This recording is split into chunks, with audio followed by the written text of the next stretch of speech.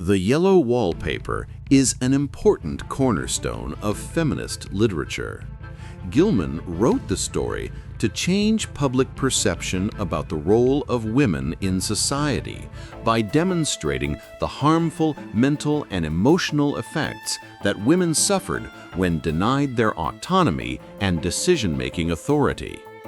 It was her response to Dr. Silas Weir Mitchell's attempt to cure her severe postpartum depression via a rest cure.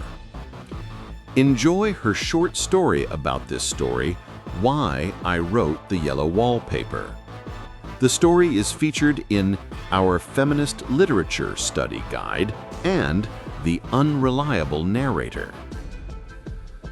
It is very seldom that mere ordinary people like John and myself secure ancestral halls for the summer. A colonial mansion, a hereditary estate, I would say a haunted house, and reach the height of romantic felicity, but that would be asking too much of fate. Still, I will proudly declare that there is something queer about it. Else, why should it be let so cheaply? And why have stood so long untenanted? John laughs at me, of course, but one expects that in marriage. John is practical in the extreme. He has no patience with faith, an intense horror of superstition, and he scoffs openly at any talk of things not to be felt and seen and put down in figures.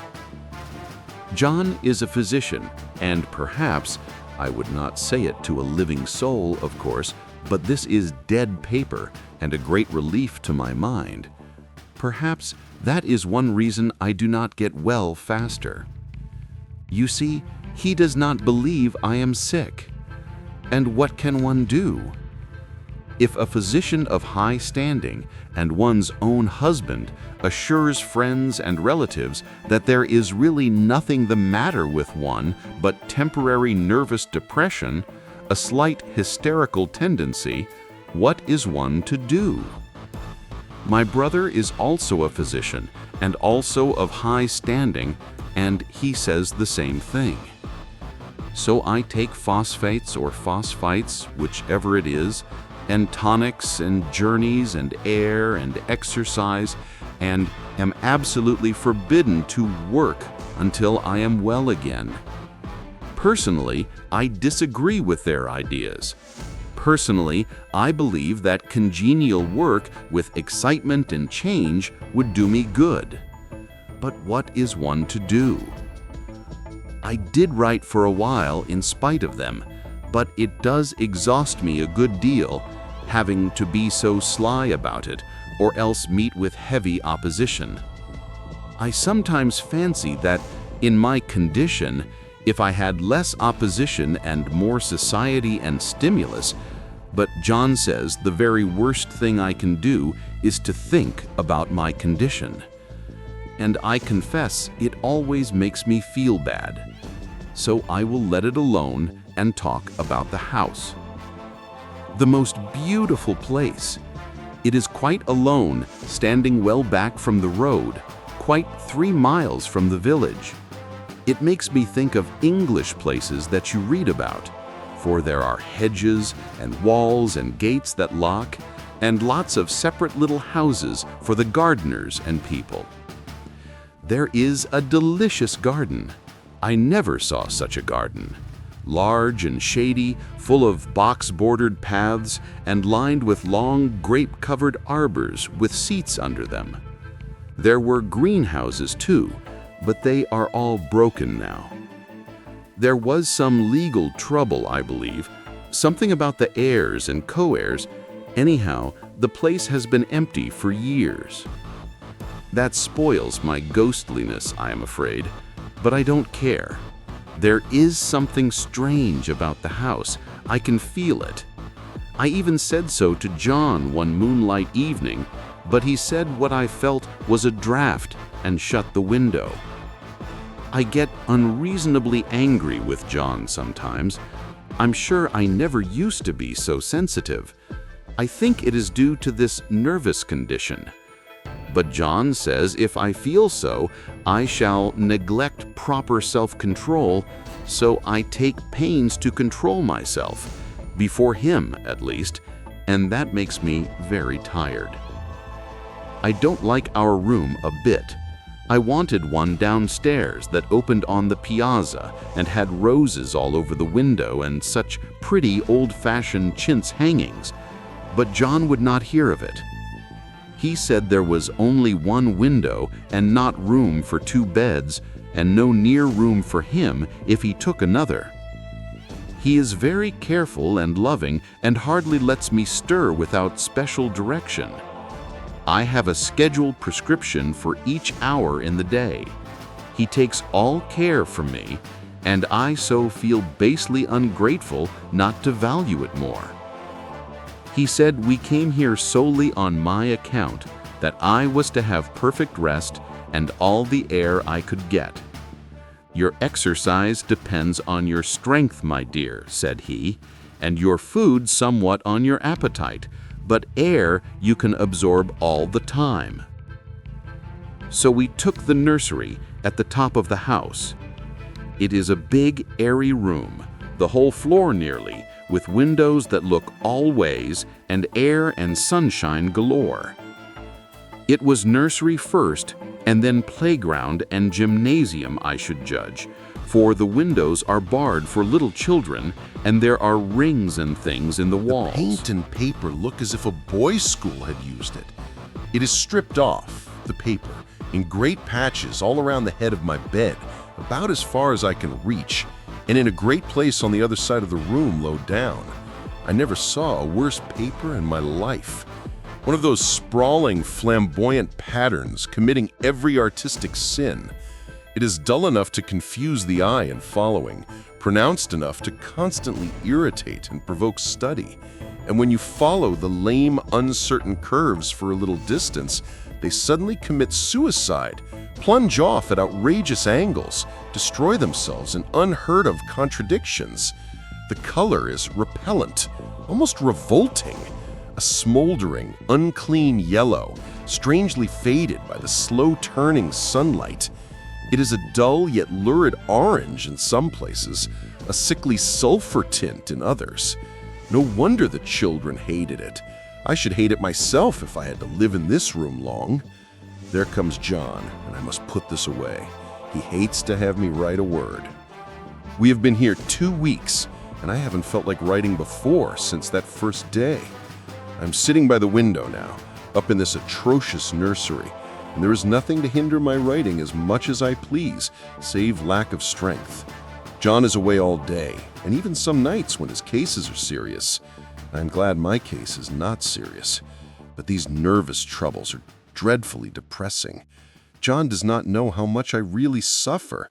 He knows there is no reason to suffer, and that satisfies him. Of course it is only nervousness. It does weigh on me so not to do my duty in any way.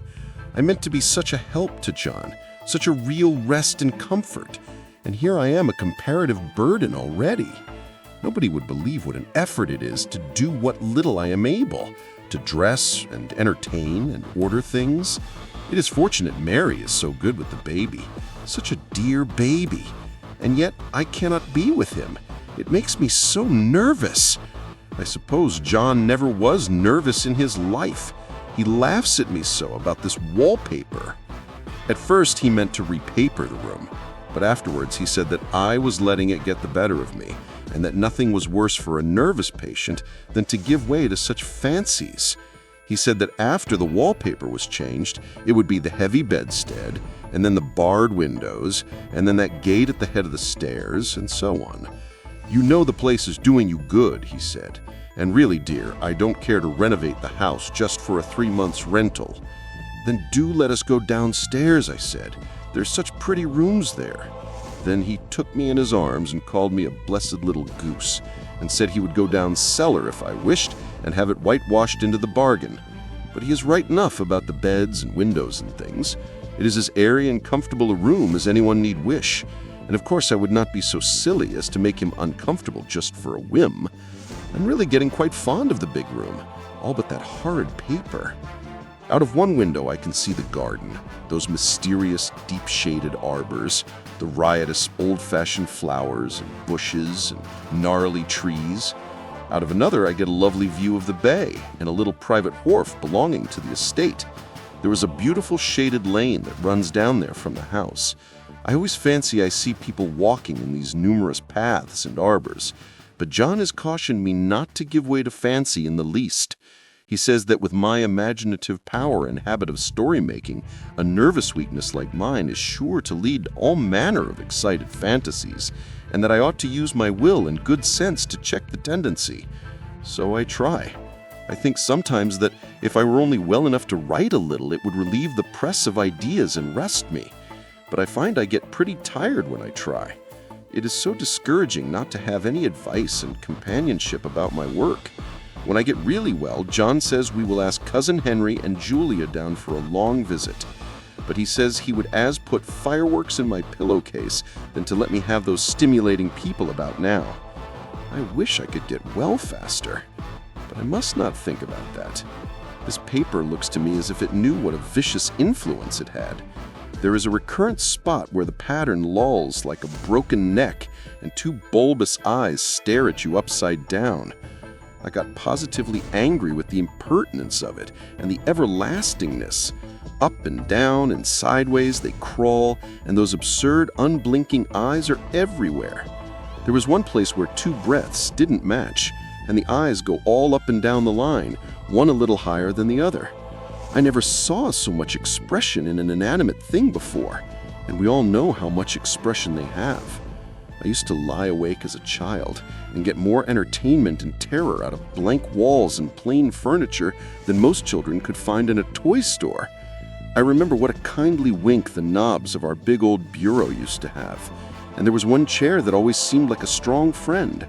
I used to feel that if any of the other things looked too fierce, I could always hop into that chair and be safe.